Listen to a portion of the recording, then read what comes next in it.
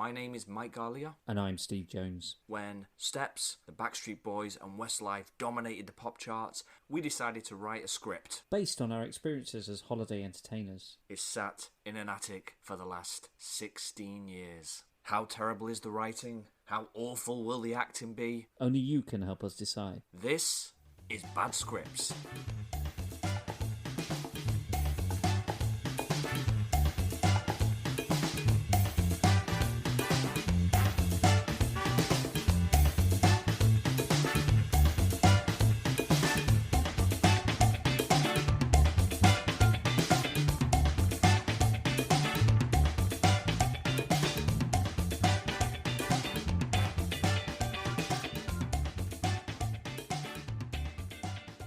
Good evening and welcome to another episode of Bad Scripts. It's me, Steve Jones, joining you once again over the ether with my good friend, Mr. Mike Garlia. How are you, Mike? I'm very well, thank you very much, Steve. How are you? I'm good. I'm all good. All the better for speaking to you as always. Now, Bad Scripts, we had a little, in the last episode, we had a little discussion. It wasn't a little discussion, it was quite a lengthy discussion about the story, about how we wrote the story, our thoughts on how it all ended, and what we're going to do next.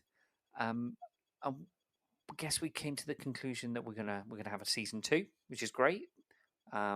Seems to have had a great response from our audience, and we thought today it might be a really nice idea to look back at some of the other paperwork that we had, that was the character descriptions, so we can decide, did we get close to describing the characters, how we've ended up portraying them.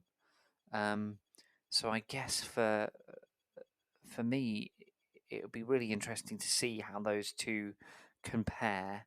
It should be interesting, should be fun, and we'll see how that goes. Mike, what are your thoughts before we get into it? Well, I have two in particular, actually. And one is, I'm not going any further until you promise there'll be no more reveals on anything silly that I've done. If you promise that, then we'll carry on. But if you can't, then I'm stopping right now, because that last episode got me into a world of trouble. You got into trouble. How? Come on, share how. What trouble did you get into after the I've last had episode? friends and family and friends of friends and family of family and family of friends and friends of family all contacting me, asking me whether that story was true or not. And unfortunately it is. And I think we articulated it well. However, I would say that there are people that know me and know of me that see me in a different light now, and my motives have been questioned, Steve. They've been questioned. I mean, I just like to sort of reach out there to everybody across the airwaves and say, listen, Mike is a very troubled young man, but that's not the point. That's not what we're talking about here. What he did was completely innocent. It was an act of sleepy, confused, and love deprived child that Mike once was. Okay, that's whole digging right there. All I was going to say is this was the days before. No, I'm not. Internet porn. Internet porn. Why do you think I was? That's exactly where I was going to go, and I had to hold myself back. But yes, that is absolutely right. You see, you can't scroll past a page on a website these days without a stepmother and son engaging in some untoward act. So maybe just like your best friend's mum isn't that far away. Best friend's mum. Best friend's mum. I think for your best friend's mum to go with the son's best friend. Let's just end that there. So the second piece I wanted to say to you. What's your second thing? The second piece was, I wanted to absolutely double check for the audience's sake that as far as these character bios go, we also have not read them. 100%. I think we had a little look, didn't we, at Pete? Because Pete. Now, Pete was I think he came up mentioned with in the second treatment. Was the only time Pete was That's mentioned. So we right. haven't actually read the bios because this was at the very back of the document. So I just want to put the listeners at ease that when we read this today, we haven't already pre-read it. We didn't base any characterization on these. This is just us reading it and then going, how close did we get it right based on what we actually remembered?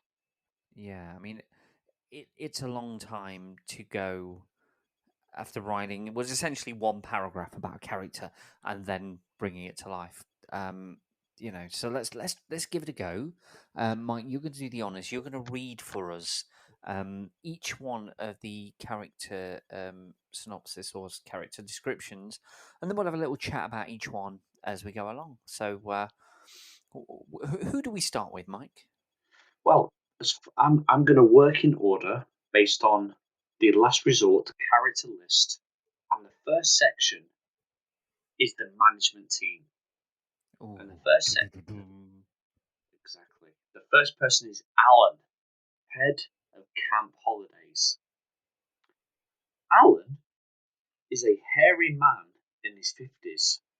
He's very abrupt and straight to the point. Being one of the dreamers behind the new concept of camp, he takes it very seriously. Alan can be insensitive at times and blind to the people around him, a typical exec. But he is proud of this holiday resort and desperately wants it to succeed. So he's hairy. I don't think. I'm not quite sure how we'd have put that across. How do you say someone is hairy? What's the?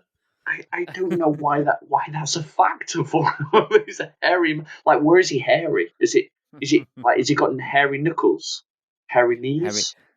hairy cheeks, hairy. Is he Robin Williams hairy or Tom Selleck hairy? Which one is he? Sexy hairy or Yeti hairy? Or dirty hairy. I've also got to say as well, we've got in brackets a typical exec. I've got to say, Steve, at our age, what the hell did we know what an exec was? Or why was it typical to us? Probably typical in so much as what we'd seen in Hollywood movies an executive would look like. I guess in the years that have preceded, our opinion of what a typical exec is will have changed considerably.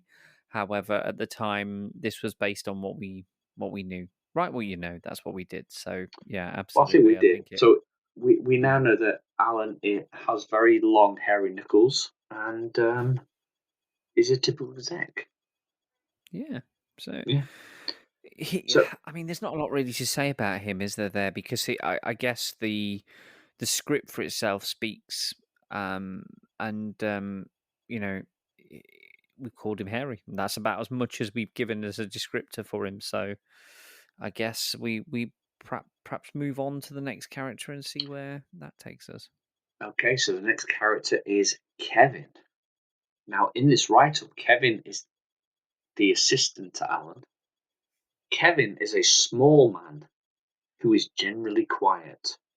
It's not that he's small in size, it's just his personality that makes him look timid. In his 40s, he's generally seen as Alan's gopher, always following him around. He is less dominant than his counterpart and is the brains behind the whole concept of redesigning camp for the present day. So, as the person who played Kevin, there, Steve, what do you think to that? Well, I think he is meek and mild, and I think that's probably why it's such a shock when he runs off to Dubai with a dancer, And I think that's the point that we tried to. That's the point we tried to make in that, that kind of revelation, that moment of wow, that came in episode 3 when we go, wow, that's just such an amazing shock. I think we're pretty much there with that. I think yes, he definitely was quieter. We perhaps played him a little bit more confident, but then He's an exec in his 40s, so he's not going to be timid to a great extent, I guess. Just when you stand him next to Alan, he's always going to appear smaller And less hairy. And less hairy, unless so it seems. who But yeah, everyone's less hairy. yeah, he's is he well, I didn't read balding, but for some reason I'm getting balding coming through there. Just It's as a probably just because you're looking at me on the camera. That's probably what's doing it for you. But because I'm like the human cue ball these days. But no, I think by comparison, again, you put him next to Alan. Alan's this great big hairy man, who I'm now thinking starts to look like Jeff Capes. And then you got Duncan Goodhue next to him, who's shrinking away and being all quiet. So So what do we mean by Kevin is a small man, but he's not small in size? Is he just introverted? Is that what we're saying there? Is more yeah, quiet, more reflective? Yeah. Alan's a big, loud character, isn't he? And I think that's the point that you've got Kevin here, who's like much smaller. Kevin's the guy on the microphone. If you hear episode 1, Kevin's the guy on the microphone that gets on the microphone to send them in. You know, he's the guy that gets them all riled up. So Yeah, but I think he's probably a bit more put it, but he's more self-aware. He's got more self-awareness and more control. Now he's doing the bit that he's supposed to do. He's gophering. He's getting people in. He's doing what he needs to do. He's getting the auditions sorted. He's organizing things. He's a brainchild, but he's a reflector. He's a thinker, and he's not the brash out there guy that's making all these claims and all these statements. that's so funny you say that. I think he has less control considering his fate and what he actually did with the dancer. So the next person is Mark Stevens, Mm. entertainment manager. No. So Mark gets a full name here. Mark Stevens Ooh. is the entertainment manager. And You he ready for actually this one? uses it in episode 1, doesn't he? In the auditions, he actually introduces himself and Judy fully. And you were like, why do we need to know his surname? What's that? Why is that important? So the interesting thing is now we actually give a little bit of a look and feel about the characters. So for those that have listened to this and those that have been following us on this journey, it'd be interesting to see whether that's who you have pictured in your mind. But here's Mark. Mark is in his 30s and has dark brown hair. He's been at camp for most of his professional life and finds adjusting a little stressful. He's kind-hearted, fair but stern in the running of his department, and he tries to look for the best in any given situation. Although the odds are against him quite early on, he just tries to get on with it and keep the department running as smoothly and properly. That's literally what that says. It keeps the department running. So just to get on with it and keep the department running smoothly and properly. So that's probably the way I've described that there. So he's 30s, dark hair, and kind-hearted, fair but stern. Is that the flavour you've gotten from the portrayal of Mark being one of the main characters as we've gone through this? I think so. I think the sternness definitely came across early on. We got that. And I think when he has that conversation with Adam where he sort of takes him to one side and said, look, mate, you need to book your ideas up. You've got a lot you've got a lot going for you here, but you're not really giving your best in terms of logistics, in terms of your tardiness. You need to be on the ball because this you've got to be your best all the time, or it's move on next. So I think we've seen that across the 3 scripts. We've seen each of those elements come out, but I don't think it was overly apparent, say in episode 1 or the first script, shall we say, that he was that kind-hearted. He did seem quite stern and quite cold, but again, that might just be that whole sort of management style that he's quite removed from that, and he doesn't want to be, I'm not your mate kind of a guy. But interesting. Yeah, I agree. I think he doesn't want to be a friend or a mate or be associated with that. But I don't know. I kind of play Mark in a kind of nasally, kind of Doncaster quite way. It was kind of like because I felt that's where he came from. Yeah. Yeah, because I wanted to adjust him from Alan, who was very, hairy and executive-like. Wayne Thompson, assistant entertainment manager. Now, Steve, before I read his bio, explain how you performed it the way you performed it. Now, I think I'm pretty inconsistent here with Wayne. He's the character I think I struggled to get a personality for, because I think I paid it as in he feels exasperated by everybody, and he thinks that he is above all of them. He's like, I'm too good for this shit, but yeah, you know, I'm just gonna I'm just gonna sit here and sarcastically deal with all of you because, as far as I'm concerned, I don't need to be lowering myself to this level, but I'm here and I'm doing it. So, that's how I felt he was coming. I mean, Um, how did it feel playing him? Because there's not much redemption for him, and there's not much emotion coming out from the character. I mean, most of the stuff we learn from Wayne is in the stage direction and pretty much me and you laughing at what he's doing, which is usually 90% of the time eating. So, I mean, when you're saying when you're saying that, I mean, how did you try and bring some I suppose humanity to the role?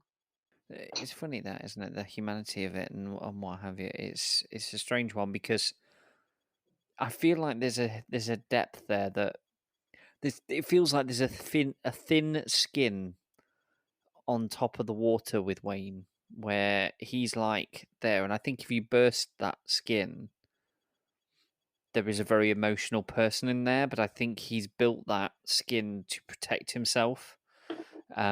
He's aware of his own shortcomings. He's aware of his own issues around his incessant consumption of junk food, his internet porn addiction, his sarcasm problem, his sincerity problem, the stuff that he deals with on a daily basis because he can't believe he's dealing with such idiots. But I think maybe we'll see some of that in season 2. Maybe we will understand a little bit more about where Wayne's coming from. But at the moment, I think we see it very much from the camp coat's perspective of this guy's a bit of a knobber. And he drives them potty. They don't understand his motives. They don't understand why he's there. And the thing that they're missing, they never met Camp Coat Wayne. They never met him, and he was a different being. I think now, because we know that Wayne was originally a campcoat and he has all the photos and stuff, we know that Margaret mentions that she loved seeing him perform and stuff, and he was wacky Wayne. Now, he doesn't feel very wacky now. So it feels to me like he's gone on this natural progression and he's taken this assistant manager's role, but he's such a frustrated performer. But he's not going to be performing. He's not going to be doing it to try and be back out there. He's just going to take his annoyance at not being the star of the show anymore out on everybody else. Instead of rising up to the right level, he brings everybody else down to his. So I think that's why I'll he's just equally so, saying that no one will ever be as good as he was, because that's how he felt, and also he will demonstrate that through his use of food and porn consumption, which is pretty much his thing. But should we hear the character writer of Wayne? See if you've got him right. go for it. Tell me what it says. Wait. Wayne is a balding man, also in his 30s. He is very sarcastic and bitter to anyone that might appear better than him. He never appreciates or compliments anyone but himself, and is always happy to tell people how he was the ultimate camp coat ever. He shows a distinct lack of respect to his peers, and is even more disrespectful to the people under him. He's been with the company for that long, he's part of the furniture. Camp holidays is his whole existence. It really is. I don't know. I don't know how we would exist outside of that environment. It's like he's kind of a product of his own success. He doesn't know how else to exist outside of that. So I think you've pretty much got him spot on in terms of your characterization of him. And I think that he probably felt that, I don't know, I think that he felt he never quite made it and he had the talent to make it. I think there's definitely something going on there, that he took a yeah, decision or a direction, which is something we all face. I mean, you've got it, I've got it. We all make certain decisions in our lives that take us in a different direction. I think if I just done something a bit different or chose a different path, perhaps. But there we go. The next yeah, and I person. think sorry, and I think that's right. I think we brushed on him having had a brief stint on a television program, and I think that was enough to make him think that that was a stepping stone to something else, and then he's kind of fallen back into what he's doing now, and that's made him. I think that's where a lot of the bitterness comes from. That he felt he touched the stars, but then fell back down to earth. And we are now humanizing him as a character, um, As, which is great. as Yeah, if he was real. as if he was real. Judy Crow. So Judy, the husky Judy, the head of production. Now, Judy. now I play Judy in a very particular way, as you know. She evolved over time. She got, I think you've said it yourself, she got huskier and huskier as we went on. And Mm. I felt that was the right trajectory to take Judy. But let's see what she was all about. Judy is the in-house choreographer and head of casting. She is an ex-professional dancer and sometimes forgets this when teaching, as her abilities surpass that of most people. She's very passionate about the shows that go on and always picks them at what they do. Like everyone, she has her favourites and doesn't mind showing it. That's an interesting write-up, because that's really about her actions and not really about her herself. Whereas, like with Wayne and Mark, we've actually covered who they are as people, but with her, we've actually Mm. covered her actions and not. I don't know if you're getting that. I think because she's quite a bit more guarded as an individual, we see less of her personality and we see more of her intentions. We see her drive. We see her I want this and I want that. And we do see her like that they're my dancers and I'm going to pick on you because you didn't do anything. You didn't do that right. And you had, so if you remember episode 5 of the podcast was floppy arms, Yeah, stronger yeah. arms, Adam, all of that. She even doesn't matter how good you are. There's always going to be something we need to improve. And her focus is very much on the professional, whereas the others have an emotional response. I don't feel like at any point, even when Wayne tells her how the place is falling apart, or when he tells her the revelation around who the father of the baby is, there's not a great emotional reaction from Judy. It's more of a oh, that's we don't get much more than that. So I feel like she's somewhat emotionally removed from the place. That's kind of her. She's been a professional dancer. This is a job for her. This isn't her life like it is Wayne's. Oh, I think she's been through it all, and I think she's probably um, been in the West End. I think she's been an excellent dancer in her time. And funnily enough, as another revelation, that's some of the feedback I got once in the day. So I remember a very, very, very good choreographer telling me, Mike, you're a very good mover, but you're never going to be a dancer, and you've got sloppy arms. And I think that we weave some of that into the script, which was great to talk about now, because that was something I always had, was you need strong arms, and you know to be a dancer, to move properly, or to look fluid, strong arms, not sloppy. And yeah, I was once genuinely, in the way Adam was giving that feedback, I was once given that exact feedback. Ooh, so it's life. being imitated by art. Fantastic. Who'd have thought? Who'd have thunk it? Now, Okay, Daisy, next. our forgotten character, our forgotten wonderful Daisy wardrobe manager.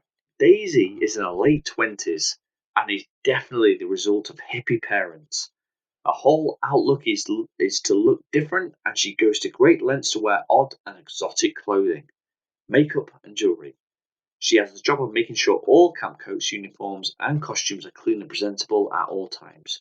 She's very friendly and warm to anyone that doesn't annoy her. Nothing is said that she is Geordie in any way, shape, or No. form. And we made that decision. I remember very early on when we started reading the podcast when she came in. How do we, as two guys reading all these male and female characters, how do we distinguish them and make them different? And if we remember, this is probably probably going to be my fault because in the first episode she appeared in, You did I it. actually voiced Daisy You did. as a You did. Geordie, and then because there were so many of the characters I was voicing in the next one, you took on Daisy, and I mean you made her your own. I mean there I is no don't think that's true. mistaking your Daisy. I think I'm being very Well, fair and kind, actually.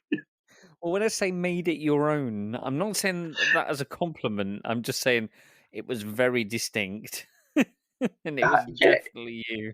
it was a Geordie trying to play a Geordie in the crappiest Geordie accent ever. Mm. I don't know. Like that's one of my big misgivings actually that we never gave Daisy enough airtime. Now I'm glad because I think it would have killed me trying to do that accent. But also, I was disappointed we never saw her in the final episode because we know she was dressed as Tank Girl. But what I mean, hippie parents. I mean, she's a bit of an out there style. Um, she tries to be quite individualistic.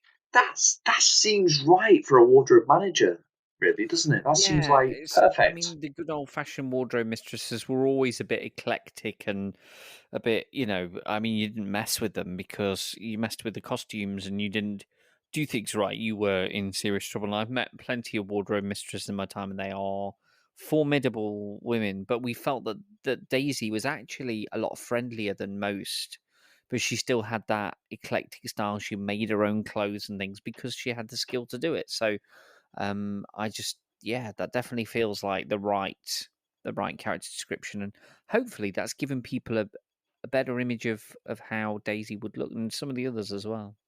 Yeah, absolutely.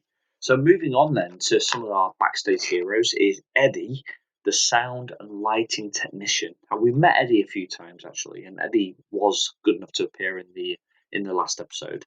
Eddie is our long-haired sound and lighting technician. That's all he thinks about and pretty much all he does. He runs the show in the main venue and can't stand anyone else dictating to him about how the lights and sound should be. He's been to uni. With Okay. three exclamation marks behind it, so I'm not quite sure where that weaved in. Did we intend for him to mention that at some point in the script? That he'd studied Sound and lighting at uni. yeah, exactly. I don't know. I don't remember it ever coming up or ever being a point, but Okay. perhaps. Maybe that was the case. I mean, it's very cliched, that whole kind of almost roadie style look, but was very prevalent at a certain time for backstage crew as a character type or a way of looking. There tended to be a more grungier look to some of the guys that did that. Not all of them, but I think we kind of wanted to get that old sort of Rolling Stones roadie type, has been around the block, knows what he's doing with the sound and lighting, and doesn't want to be questioned on that. So when Judy questions stuff, I think it really annoys him.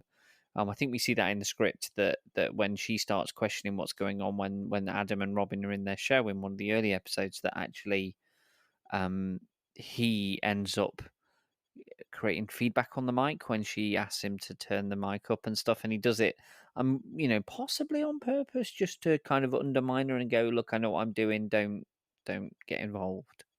Which is a big. I mean, look, the backstage guys, the guys that do all the technicians. they're called technicians because they're so good. And we've worked with some fantastic technicians in our time. We both have, Steve, actually. Some very famous ones as well that have gone on to do great things, and have very famous siblings as well. And Baby will reveal who those people are in the future. But for now, to the unsung heroes behind the scenes who are making all the performers look good, we salute you.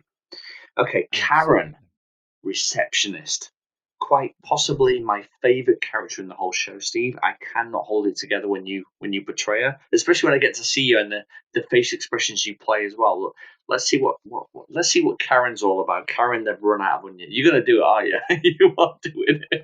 I'm not going to do that. I'll let You you. are I'll let doing you it. describe it. Yeah, but I've you not are done doing the it. I can voice see. for. I've not Like done the you voice can't for see this. I can see this. I can see this. Right. Okay. Karen. Karen is in her early 30s and is the entertainment's receptionist. Her heart is in the right place, though her brains definitely aren't. Being a broad Yorkshire lass, it's sometimes difficult to grasp what she's actually talking about. Her main forte is to gossip about anything she can, knowing she's in the right place at camp, because there's always something happening. I think we probably got about that there, didn't we?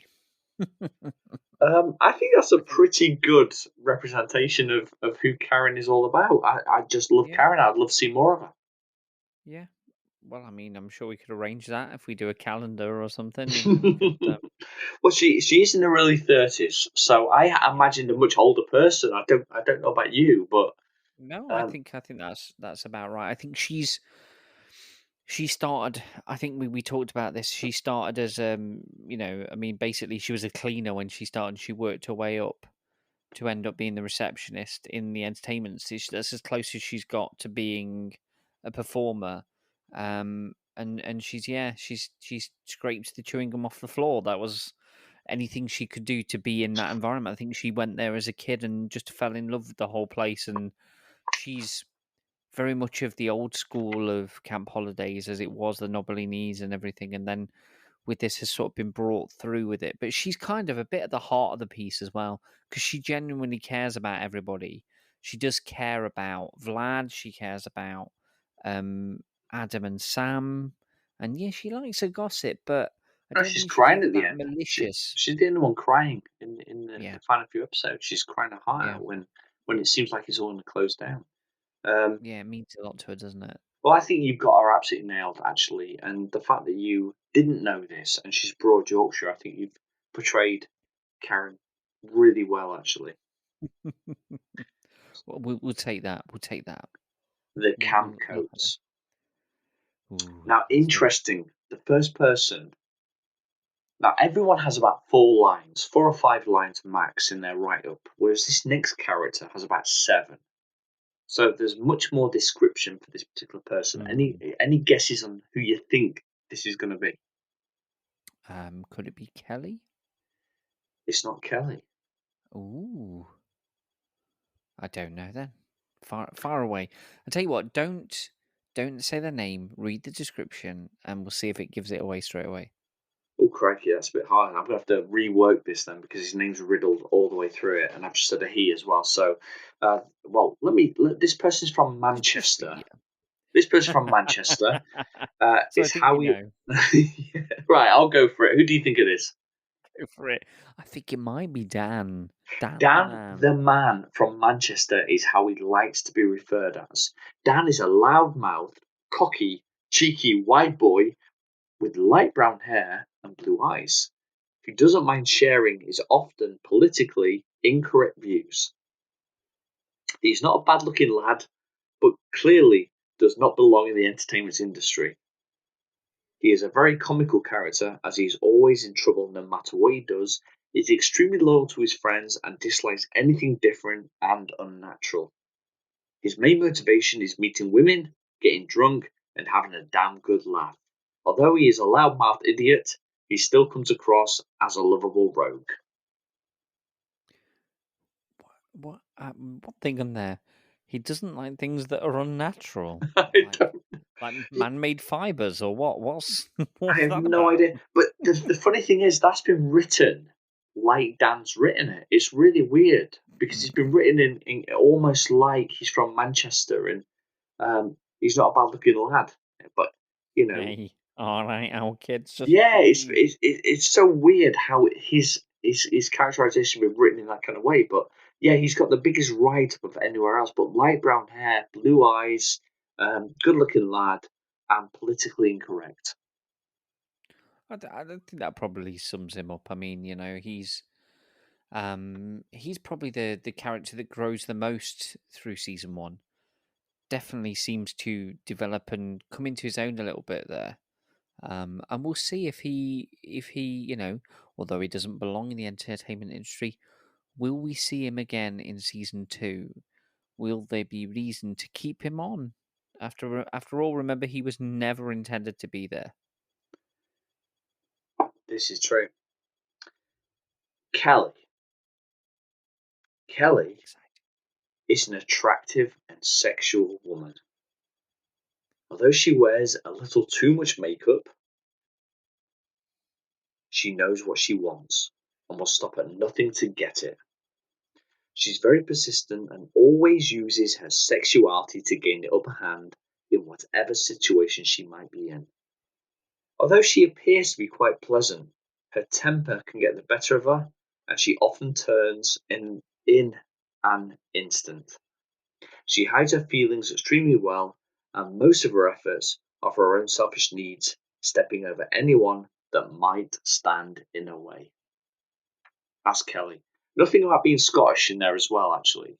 No, but that is mentioned in the script, though. It is mentioned in the script that she's Scottish, so we didn't just come up with that one. It does actually Yeah, I wouldn't have state put it there. myself through that much coaching and pain to try and at least, whilst living in Scotland, try and portray her. And she comes from all regions of Scotland. She represents the whole of Scotland as a whole country. Yeah, absolutely. She is genuinely, but again, she's one of my favorite characters because she's got some bite to her. She's one of the few female campcoats that have any bite. Whereas Sam and Donna are a little bit flowery, a little bit like a bit meek. Kelly knows what she wants and she goes for it. Now, some of her choices and some of her tactics are poor, in my opinion. It's true, I still have a weird affection for her. but it's true. But if you think about how we've portrayed her, or at least characterized her, we actually the first line is Kelly is an attractive and sexual woman. We don't actually say like everyone else gets a hair color and gets a certain personality type or trope. With her, it's more around what she does than less about who she is. So, I mean, Steve, I've got to ask. I don't think we've ever talked about this. What color hair does Kelly have? What eye color does she have? How tall is she? Do we know any of this? See, I see her with I think she's reasonably tall, slim, dark haired. I mean, quite dark. I mean, like almost black. Just have that image of her always in my head whenever you're portraying her. She's again, we didn't really go into the whole kind of wears a bit too much makeup. I don't think I ever really thought that.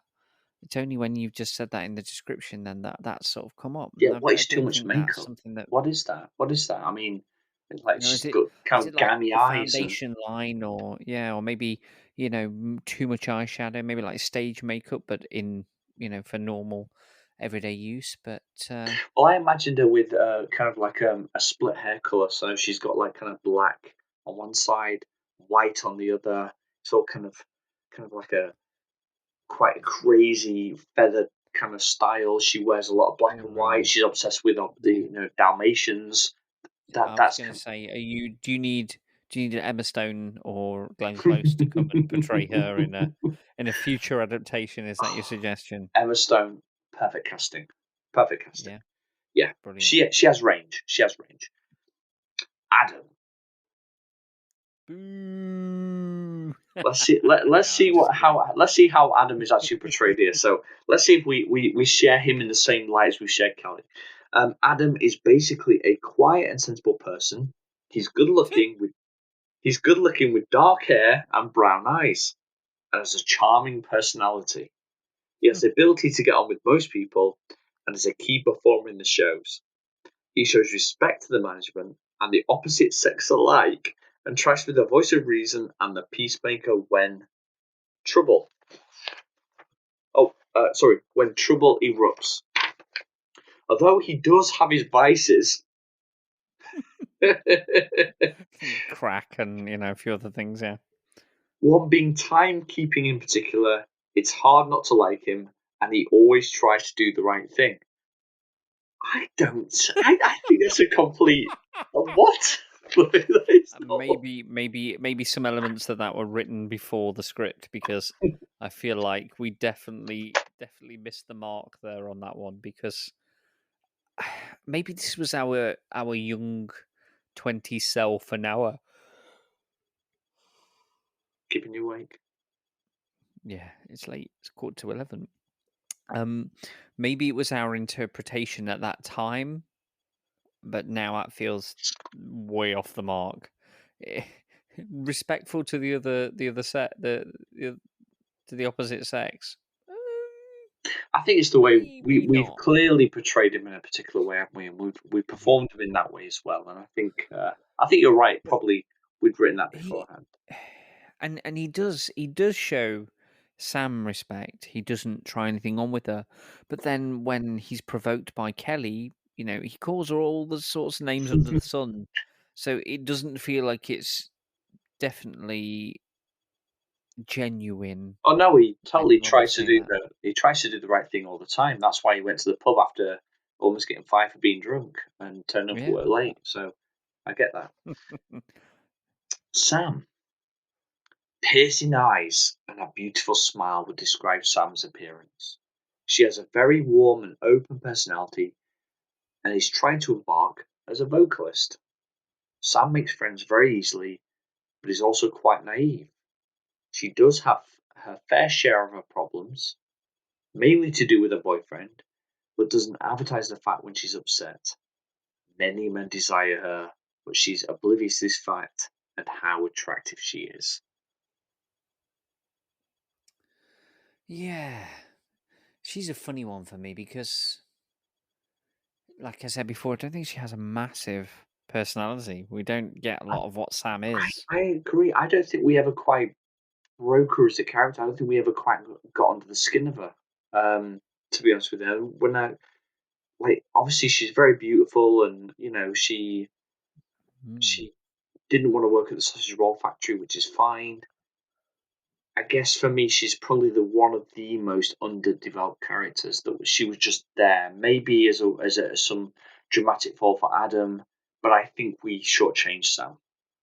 Yeah, absolutely. I think as far as I think that possibly with Kelly aside, I think in Camp Code Females, we've very poorly represented the female members of the cast, because I think probably our own young youth and naivety has not given them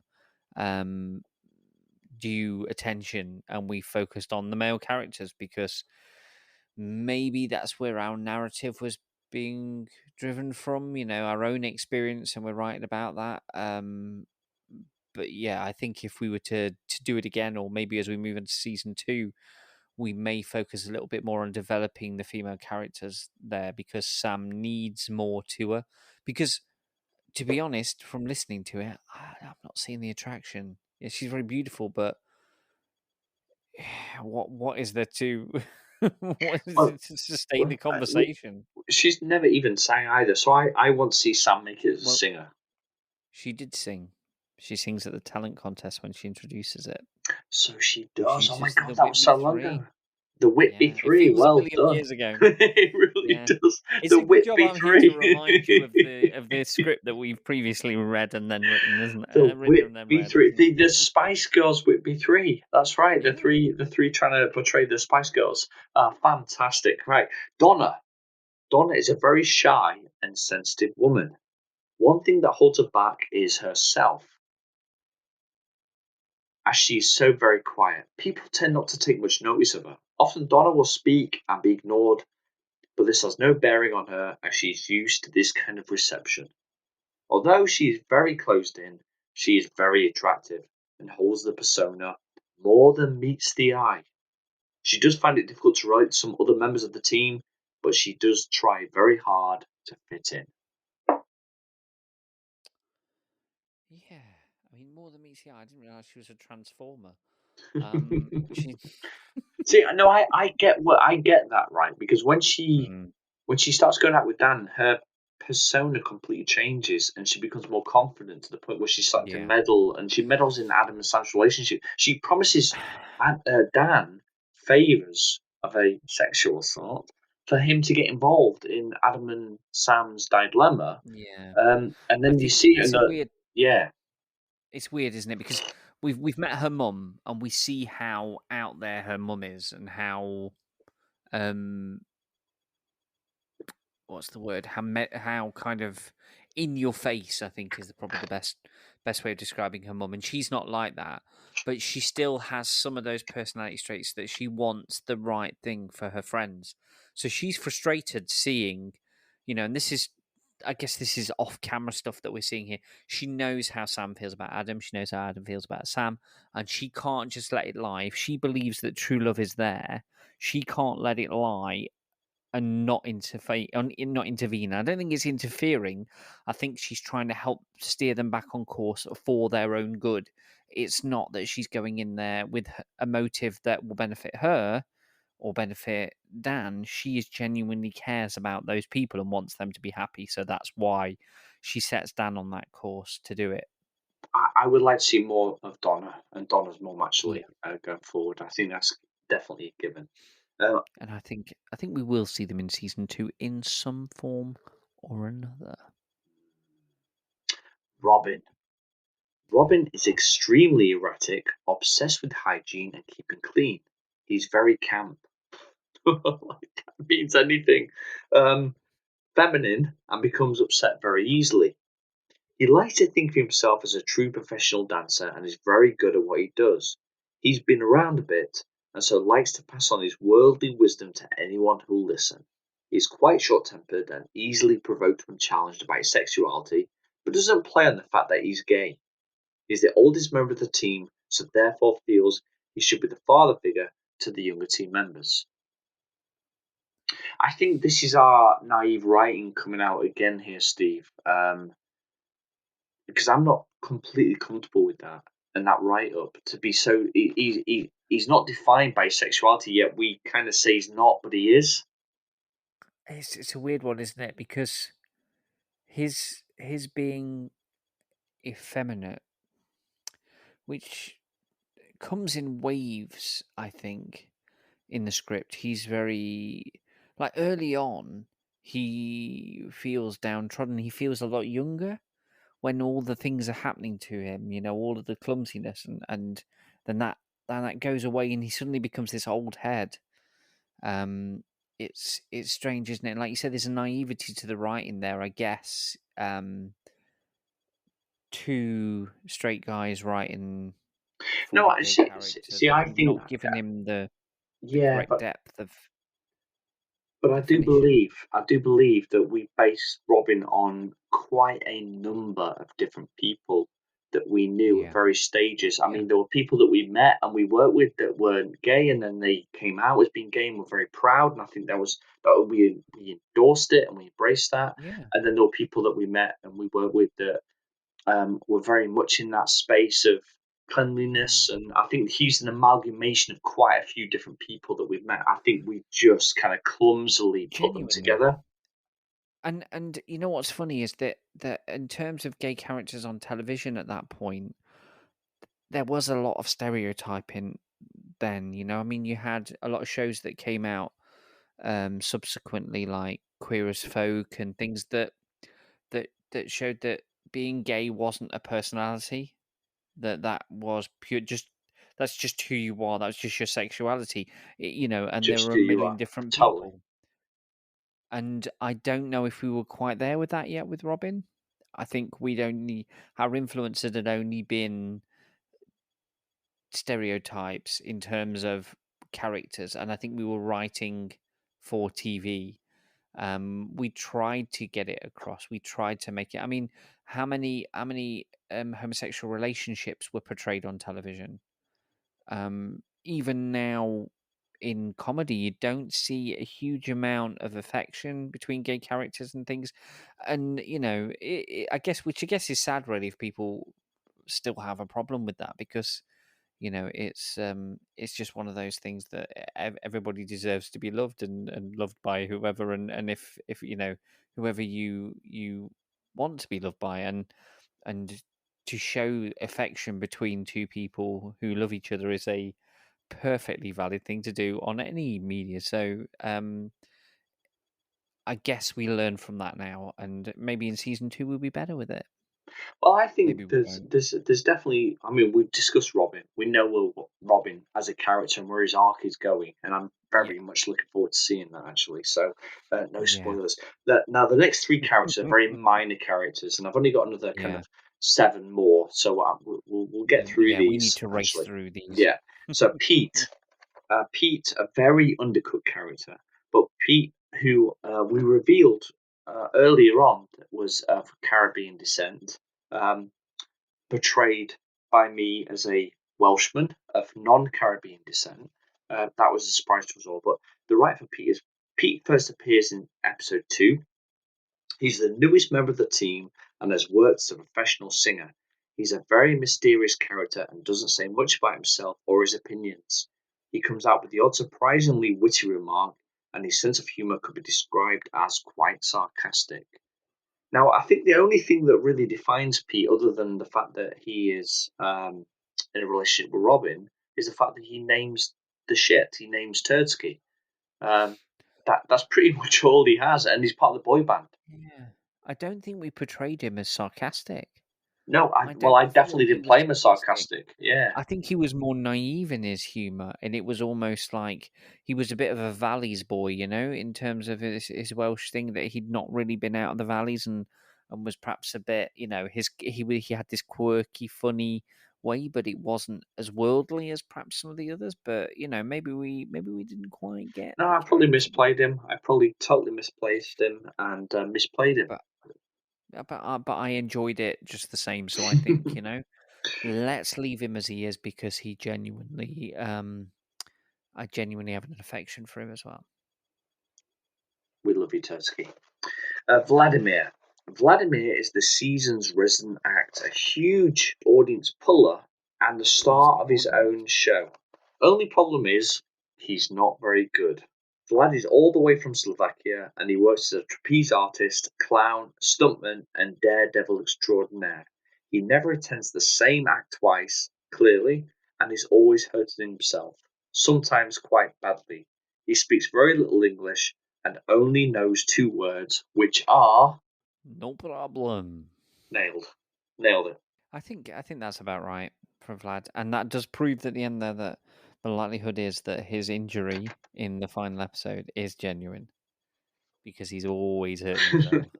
Well, I'm hoping it's a joke, but as he would say, no problem. As you so eloquently put it, he is the Groot of our camp show, and how many different ways you can say no problem. Vlad's family follow on from this one, and that is this is just a right to literally talk about Vlad's family.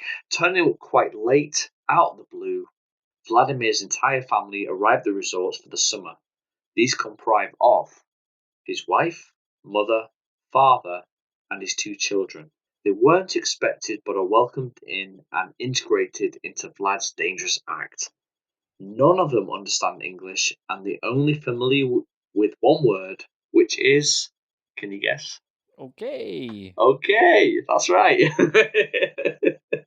The global word. Okay. Now we have other employees here as well, so I'll just go through these. I don't think they're worth a huge amount of discussion because I've got 1, 2, 3, 4. I've got 6 left, so we'll just go through these. Okay. Bob.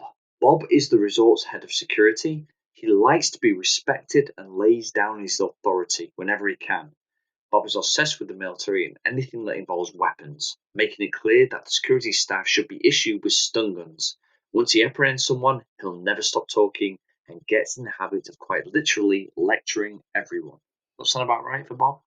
I think so. I mean, we don't talk about his xenophobia or his hatred from anybody from another country really is. Or he's breakdancing, or hiding in bushes, looking at meat. Yeah, but I think he makes a breakthrough at the barbecue. I think he learns to be a little bit more accepting of the wider world. And do you know what I'd really like to see? Karen and Bob. I think Oh, they'd make a great couple. crikey, they're kids. Imagine they're kids. Yeah. Can you Gary and Colin. These two are like salt and pepper. You'll never see one without the other.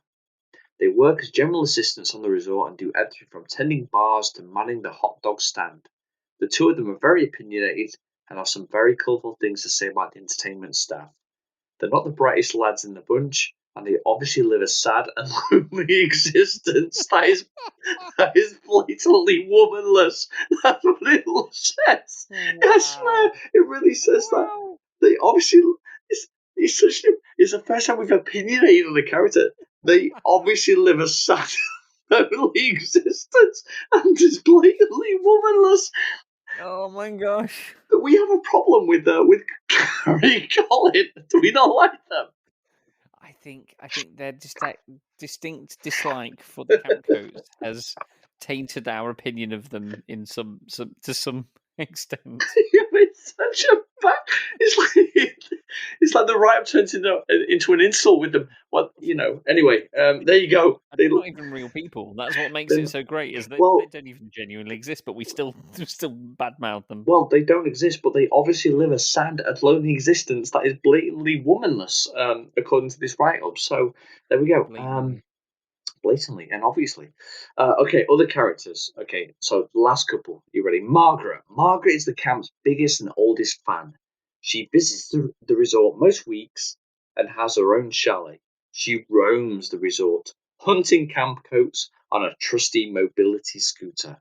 Her favourite greeting gesture is to ram people at around 4 miles an hour. Margaret's a few sandwiches short of a picnic and enjoys the company of entertainers so much she can become a little obsessive. We've got very judgy towards the end of this, haven't we? I'm not sure that in these days of mental health awareness that being described as a few sandwiches short of a picnic is probably the most woke way to describe somebody.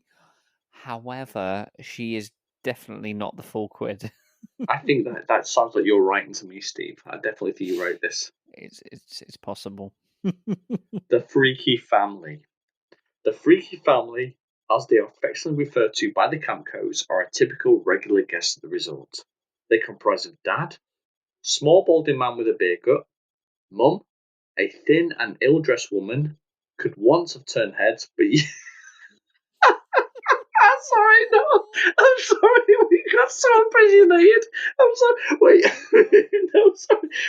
She could have been good looking, but she let herself go. Never mind. I'm trying to read this. I am trying to read this. A thin and ill-dressed woman could once have turned heads, but years of toil and a lazy husband have taken their toll.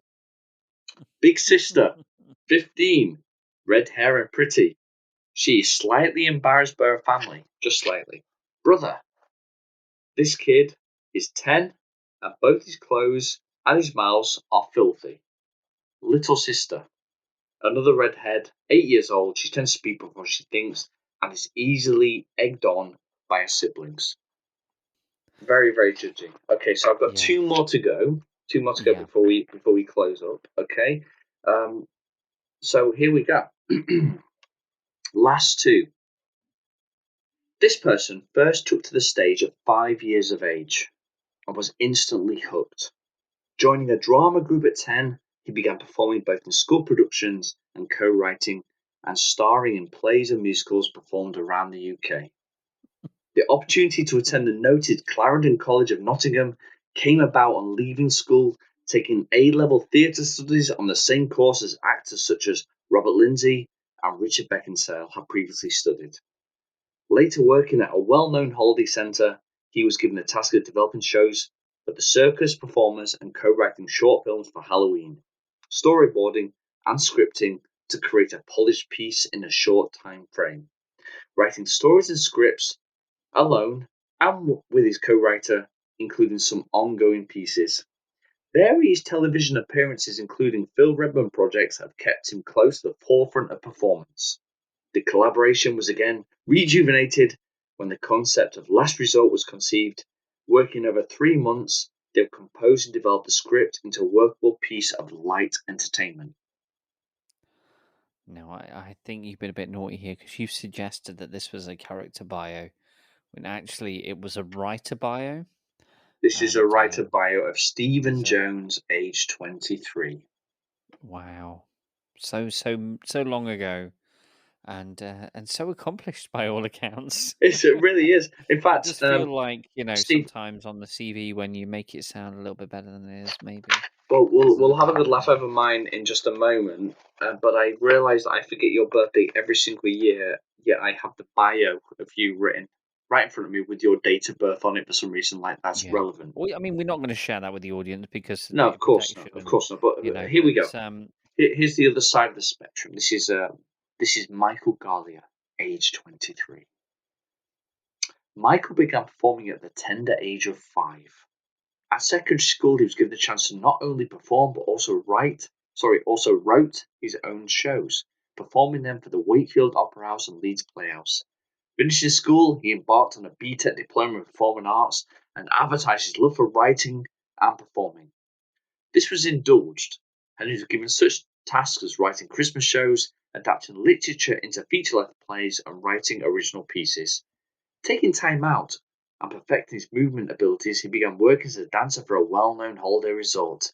This led him to the co-writing and directing of shows for the Halloween period with Steve. The following season, they were given the extra task of developing and filming 3 short horror films, which were written and filmed in the style of the old Hammer horror series. Continuing to work on solo projects, Mike then wrote, directed, and starred in a documentary comedy named Hank and Marvin, Cemetery Engineers, which led to a collaboration with 2 other writers and Alamo Productions. After a few meetings, a story was devised and he began co-writing and developing the sitcom. Michael has also appeared in BBC productions and some independent films. Yeah, so I wanted to get them in there because I knew you would never let me do that as the biographies. The biographies are actually the last page of the of everything we've been reading, and I thought it was worth just putting them in there. Did we over-egg our resume a little bit too much there? Did we ever play that? I mean, who was indulging you? And what were they indulging in? I heard that early doors he was indulged. He began writing and he was indulged. I was definitely indulged to write and perform some Christmas shows. Yeah, And some original pieces. No, I had some really good mentors back in the day, and I was very lucky. As were you, Steve, when you've stepped in the very very big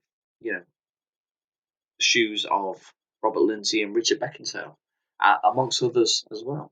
Yeah, it was a strange one, wasn't it? That you go and you do a course, and then they talk about the previous alum, and then it's people like that, and you go, "Wow, okay, got some big shoes to fill here," and what have you. So that was fun, and I mean, we had a lot of fun doing that stuff, and you dig out the photos, and you've done a bit of Bertolt Brecht, and you've done some Henry IV Part 1 and this, and I still remember my speeches and things from my A levels.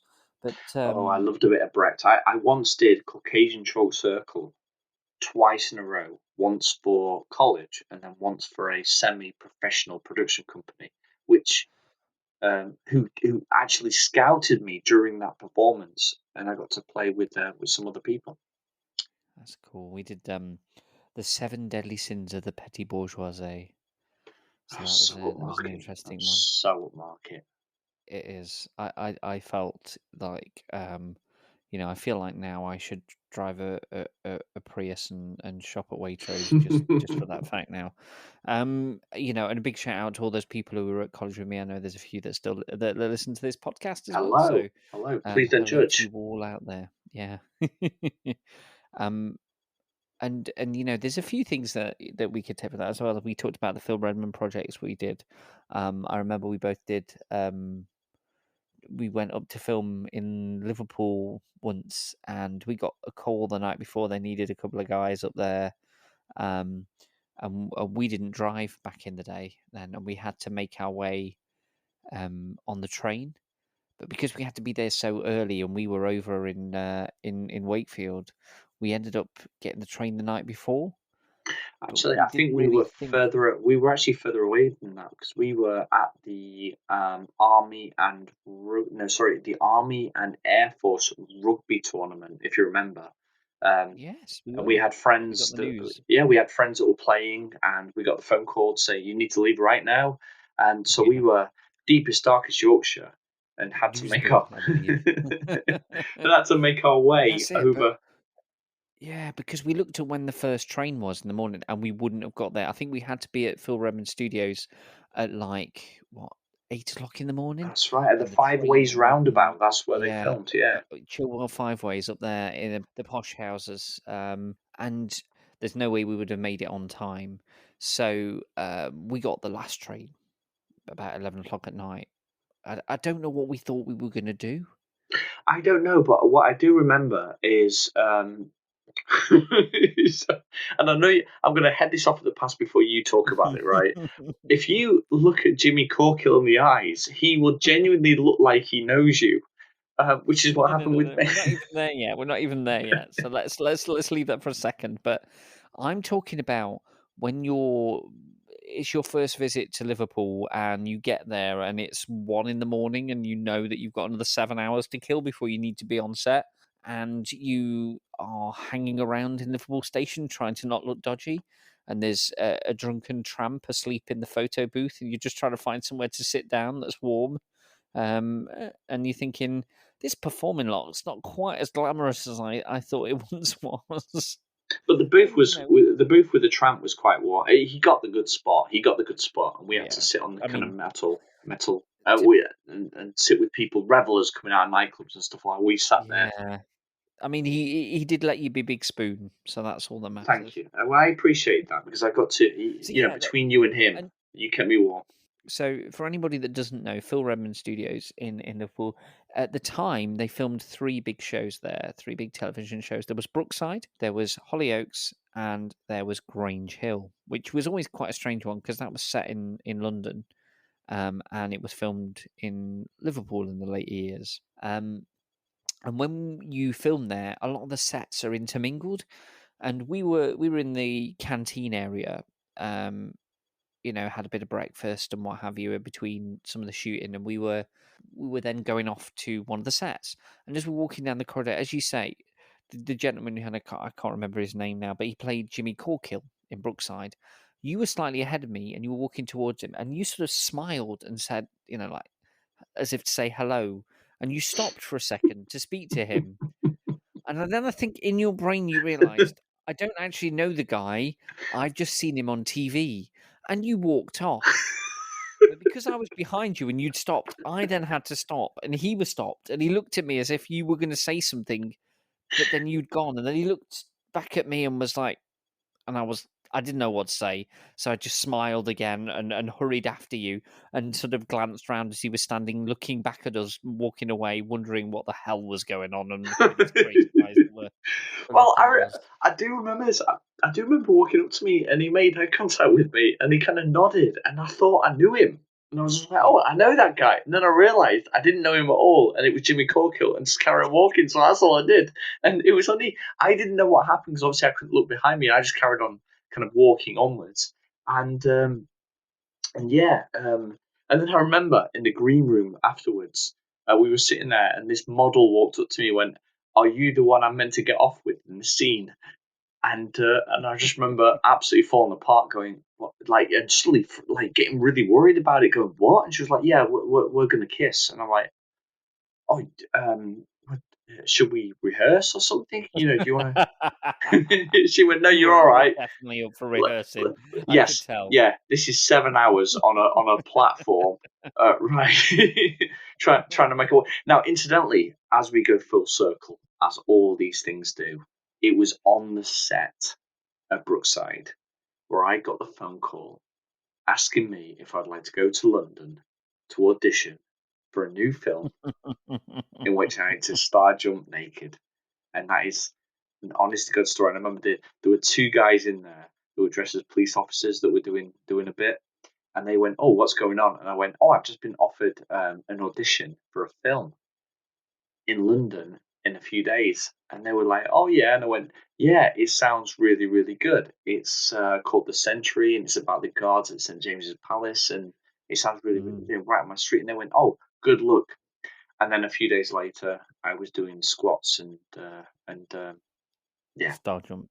star jumps. Naked. So there we go. I blame Phil Redmond. Well, it's not his fault, and we'd like to thank Phil Redmond for the opportunity to appear in a couple of his productions. But I think, Mike, we've cleared that up, and we've exercised the demons of Jimmy Corkill. And I think we've probably spent long enough on these character developments now. Next episode, something very exciting coming up. So exciting. We have an announcement to make. Yes, we are going to be having our first ever video episode with 3, not just 1, 3 special guests.